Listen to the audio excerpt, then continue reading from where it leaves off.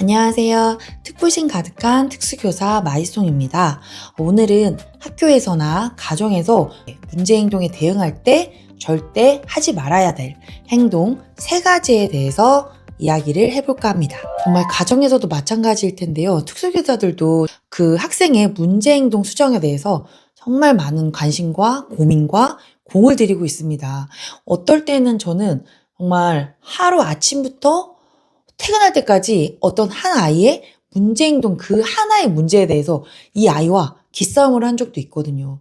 그러니까 그만큼 정말 문제행동에 대해서 이걸 어떻게 해야 될지 걱정과 고민을 하게 되실 텐데요. 그런데 이거 정말 이 3가지는 정말 하면 안 됩니다.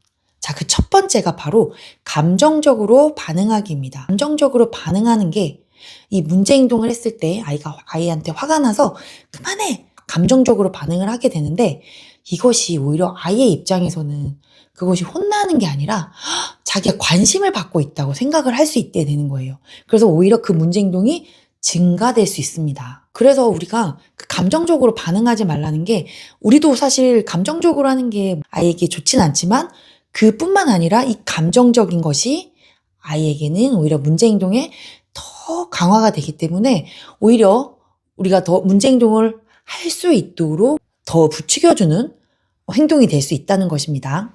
자, 그리고 2번째, 일관성 없이 대응하기. 특히나 가정에서 보호자께서 가장 많이 하는 실수예요. 우선은 특수교사들은 사실 학교에 와서 이 장애 학생을 가르치는 게 중점이기 때문에 일관성이 있게 하는 게 가능해요. 하지만 가정에서는 사실 쉽지 않습니다. 이렇게 집안일도 하고 바깥일도 하다 보면 아이에게 오늘은 이 문제 행동에 대해서 아무런 제재가 없이 넘어가고 또 어떤 날은 또 제재를 하고 이게 상황에 따라서 기준이 바뀔 때가 많아요. 그러면 이것 또한 강화가 되는 거예요. 아이에게는 이 문제 행동이 어떤 날은 안 혼나고 어떤 날은 혼났어. 이게 뭔가 도전해 볼 만한 가치가 생기는 겁니다. 오늘 내가 이 밥을 먹기 싫어서 떼를 썼는데 어떤 날은 엄마가 끝까지 먹여. 그런데 또 어떤 날은 바쁘니까 패스해. 이거 한번 시도해 볼 만하다. 이렇게 되는 거예요. 일관성이 깨지게 되면 문제 행동에 재를 주는 것밖에 안 돼요. 그래서 제가 문제 행동을 되게 잘 잡는 특수교사로 제가 되는 이유가 뭐냐면 저는 정말 일관성을 무조건 중요합니다. 1번도 일관성, 2번도 일관성이에요. 만약에 이 문제 행동에 내가 지금 일관성을 할 자신이 없다? 시작하시면 안 돼요. 자, 그러면 이 아이는 점점 더 강화되거든요. 내가 이제 이 아이의 문제 행동에 대해서 맞붙을 수 있는 일관성을 가질 수 있는 자신감이 있다. 시간이 있다. 도전.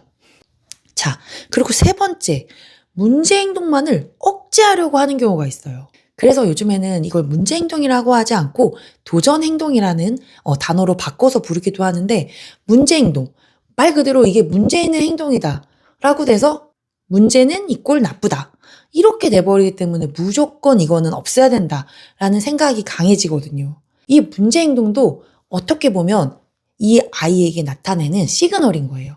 이 아이가 그냥 마냥저냥 문제 행동을 계속 보이는 게 아니거든요.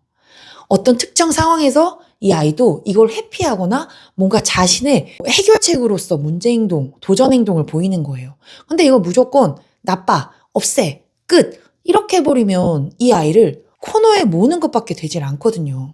대체 행동을 만들어줘야 합니다. 대체 행동 없이 무조건 억제하려고만 하는 행동, 그거는 정말 큰 실수예요. 대체할 행동이 있어야지 이 아이도 빠져나갈 구멍이 있거든요. 저는 편식을 고칠 때 처음에 식판에 있는 음식을 아이에게 다 먹으라고 요구를 해요. 근데 이거 너무 잔인하죠. 어떻게 평소에 먹지 않았던 음식을 다 먹으라고 할까? 그래서 저는 대체 행동을 뭔가 이 아이가 빠져나갈 구멍을 만들어줍니다. 식판에 다 먹는다. 식판에 양을 하나씩만 줘요. 이만큼 쌓아놓고 다 먹으라 하면 정말 이건 잔인합니다. 그런데 식판에 하나씩 2개씩만 주고 오늘 이걸 무조건 다 먹을 거야. 일관성 있게. 선생님은 이거 다 먹을 때까지 너랑 나랑 이 급식소에서 나가지 않을 거야. 그렇게 만약에 그냥 무조건 일방적으로 해. 무조건 울지 말고 밥 먹어. 울지 말고 이거 학습해. 이렇게 해버리면 이 아이는 정말 이 문제 행동이 강화되다 못해서 또 다른 문제 행동이 나타날 수가 있는 겁니다. 그래서 우리가 필요한 건 이 문제 행동이 만약 이 아이가 문제 행동이 있다, 나빠, 줄여, 없애야 돼. 이게 아니라 그 자리에서 뭔가 대체할 수 있는 뭔가 조건이나 환경이나 행동을 주는 것. 자, 이게 중요하다는 것입니다. 문제 행동을 대응할 때 교사들이, 보호자들이 감정적인 반응, 그리고 일관성이 부족한 것, 그리고 억압 중심의 대응은 피해야 합니다. 그러면 이상 특부심 가득한 특수교사 마이송이었습니다. 안녕.